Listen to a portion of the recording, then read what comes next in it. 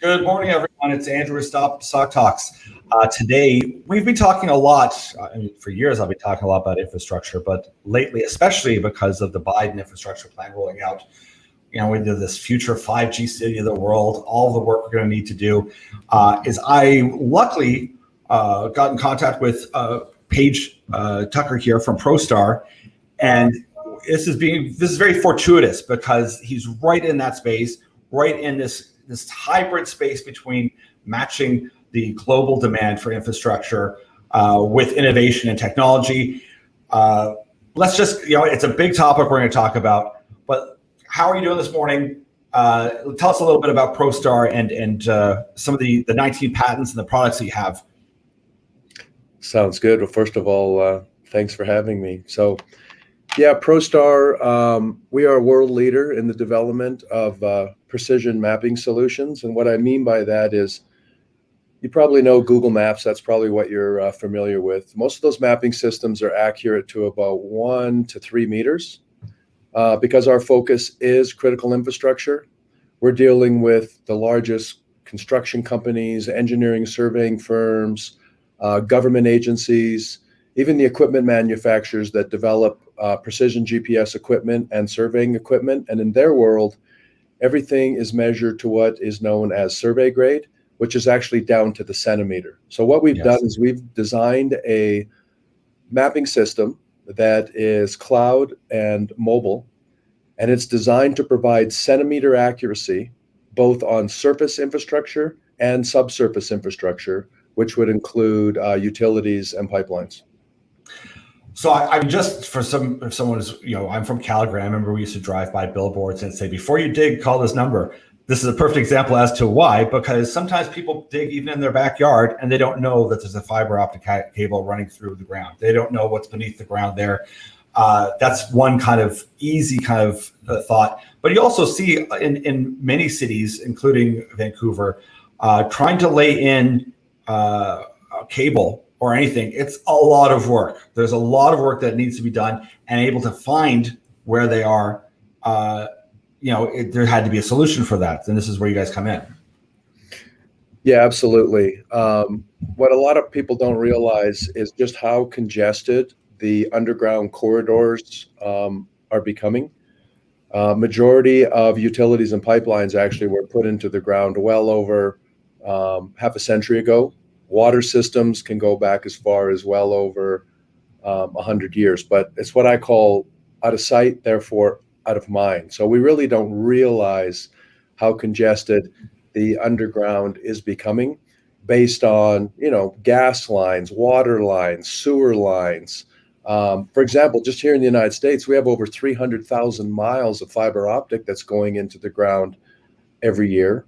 And we have well over 35 million miles of buried utilities and pipelines. So anytime you're installing new utilities, obviously you're crossing over existing utilities, and that's where there can be some serious issues and concerns of damaging what's already in the ground, because anytime you hit a utility line or a pipeline, some bad things can happen. Yeah, I think I saw one of the stats was like a $10 billion just in that alone, in errors by different firms, construction, you name it, city, municipalities. That's a big number on its own. Just the 10 billion just from errors of hitting, knocking the power out here or there. So this is going to, just that 10 billion of innovation and savings is massive. Never mind the 35 million miles. I mean, that's a hard number. It's so large to really get one's head wrapped around.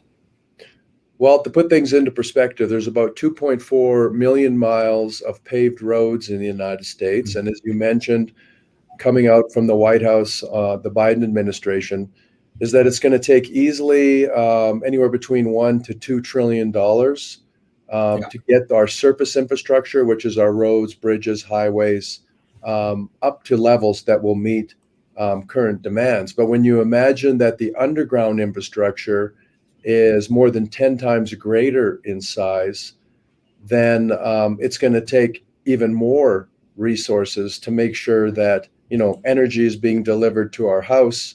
The demand for internet is only growing with each year. but also just simple things like getting clean drinking water and being able to dispose of our sewage, which can affect our health, is even more critical.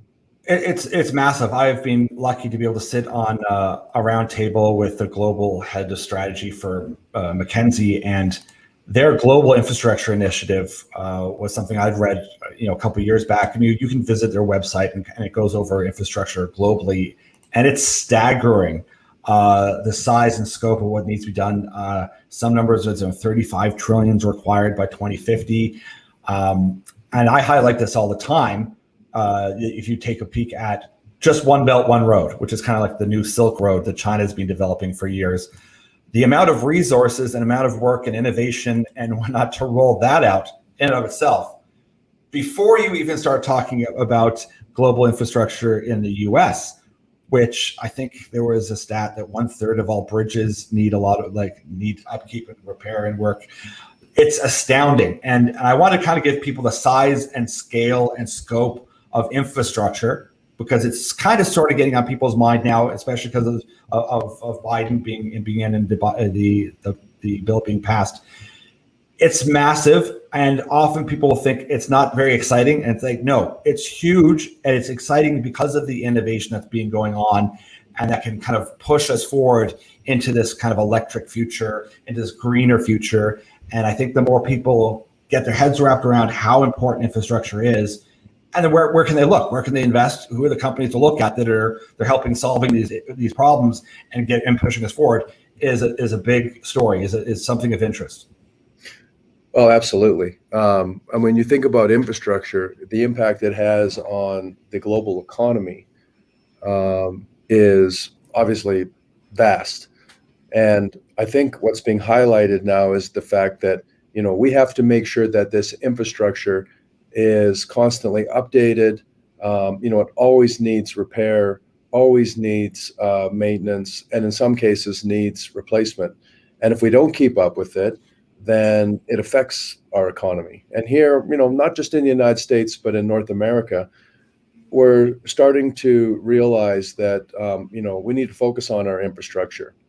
But our infrastructure and the issues that we have pale in comparison to the issues that they have, for example, in Europe and in Asia, where their infrastructure is much, much older than the infrastructure that we have in North America, which in many cases, if you compare them, is relatively new. But we're starting to face some issues here. Our infrastructure is under stress. And as I mentioned, that's both above ground and below ground. And we need to start allocating some serious resources to make sure that it can meet the demands that we have, not only for transportation, which right now is the main focus, because about 75 or 80% of our goods are still moved around, utilizing our roadways, but then public health, where we focus on, as I mentioned, simple things like drinking water and disposing sewage. Yeah, it's huge. The applications are enormous. And I always like to look at energy as well. Is that even if you looked at California, where they're mandating all new houses have to have solar panels, you go, well, that's a great initiative. Now, what does that actually mean now in order to switch over grids to more of an electric grid? What's that take? It's a bigger energy conversation. And that means having to reformat a lot of things. And it's good. But that in between stage, it's uncomfortable. It takes a lot of work, a lot of money, a lot of innovation. Never mind implementing a lot of new construction techniques. Even kind of there's different materials like biofiber one can use in types of cement. Like I won't even get into the new age kind of stuff. That's amazing. Next level kind of science and innovation that can help towards a greener future. But all of that still requires someone to be able to provide that data real time to the people on the ground doing the work to ensure that they know exactly where the cables are, where they're going, where the water is, where it's going, all of those facilities, which is exactly what you guys focus on. Well, it's like you mentioned. I mean, data is important. Data is important so you can make better decisions, which result obviously in better outcomes.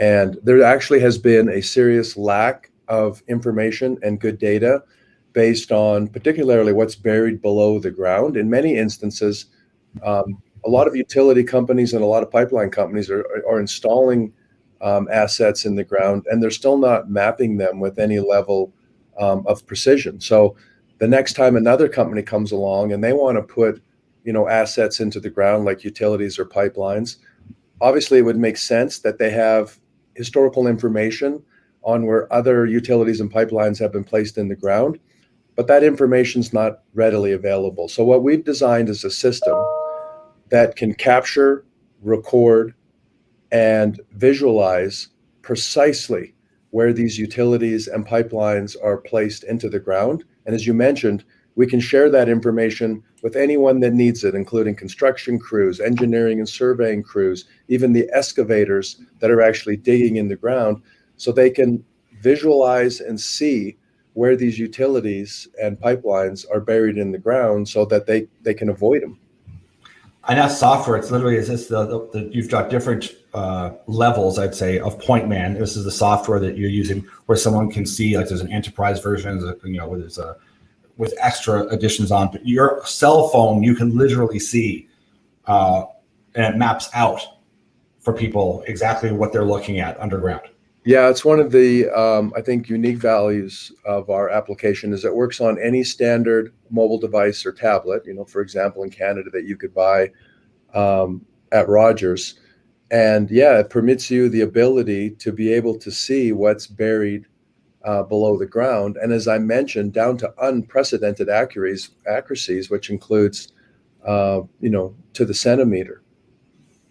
Now, what makes this also interesting and compelling is that this isn't just a really cool, innovative approach and software and hardware. It's that you are garnering some serious attention from some serious players.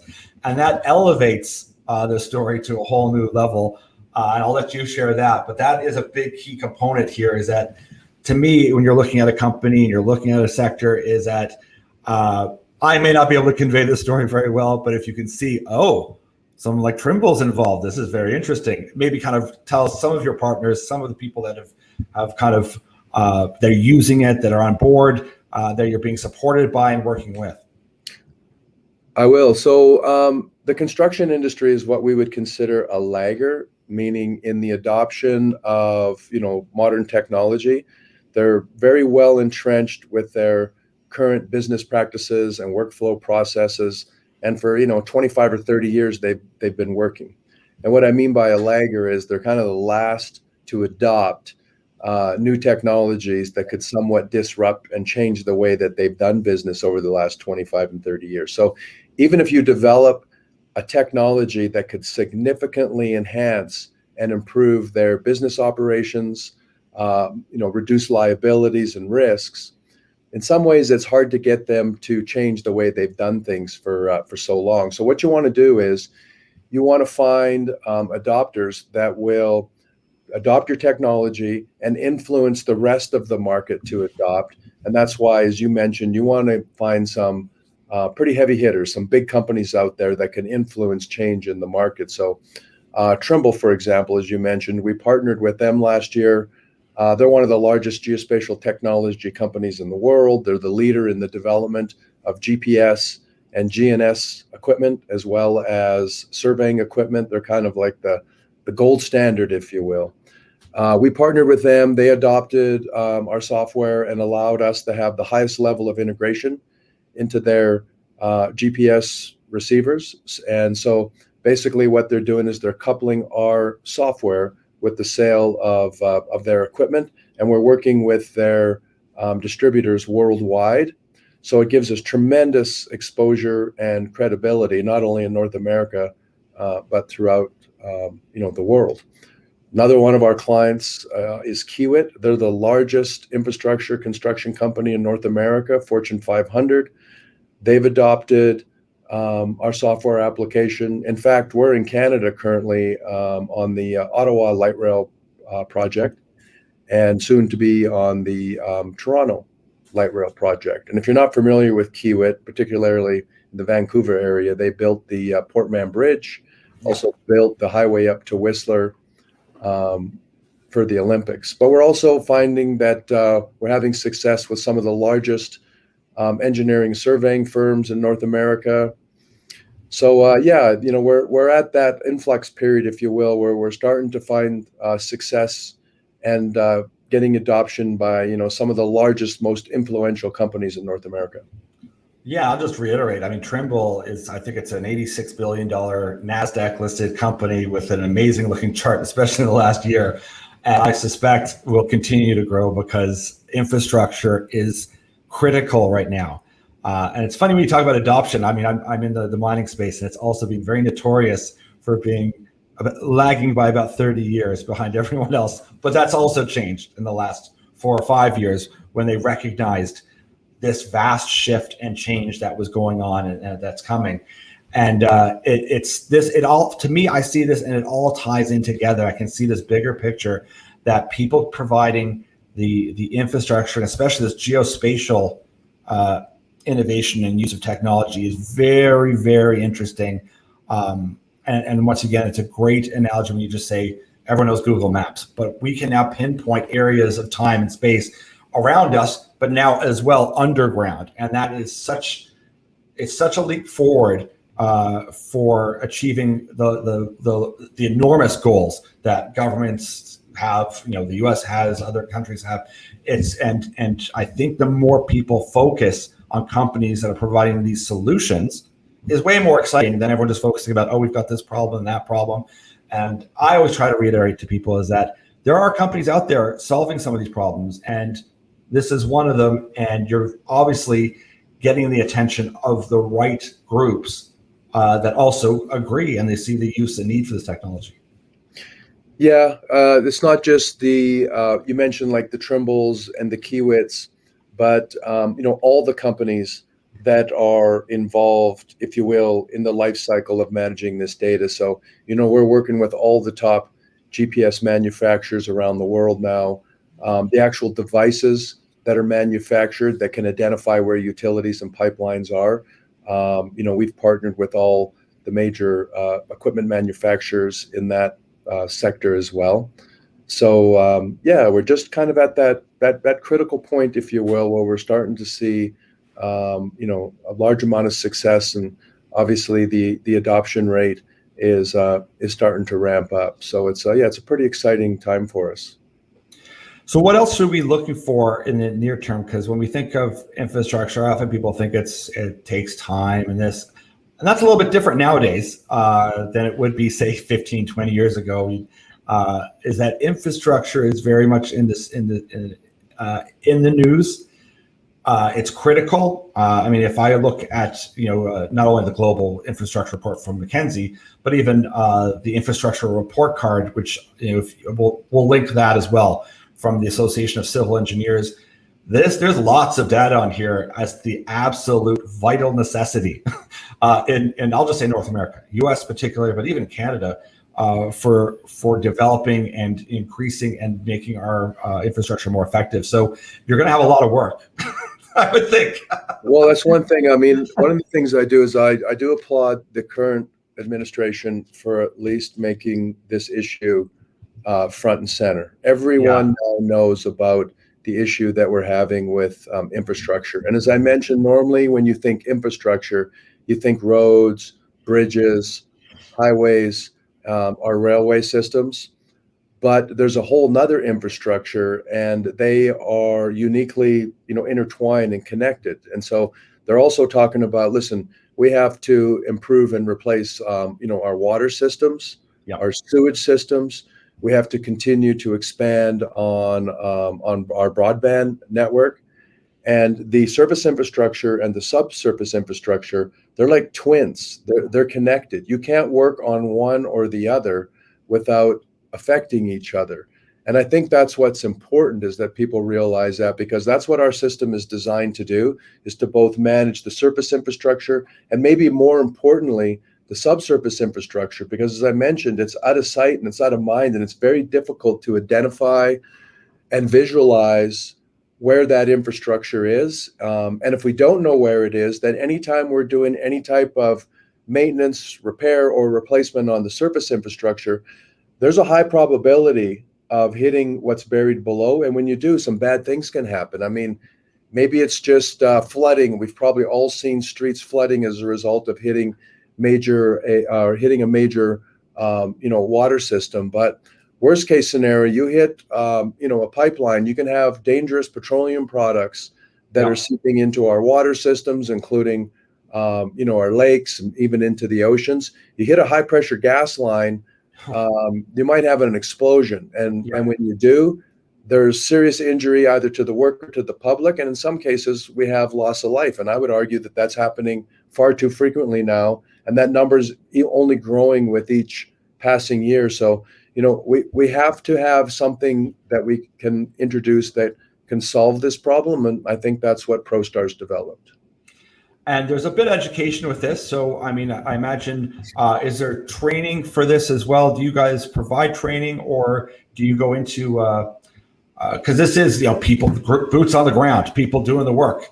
Is it fairly easy and adaptive to you? Like, how easy is this for someone to pick up and go, oh, okay, you know what? I got it. I figured, I know how to use this.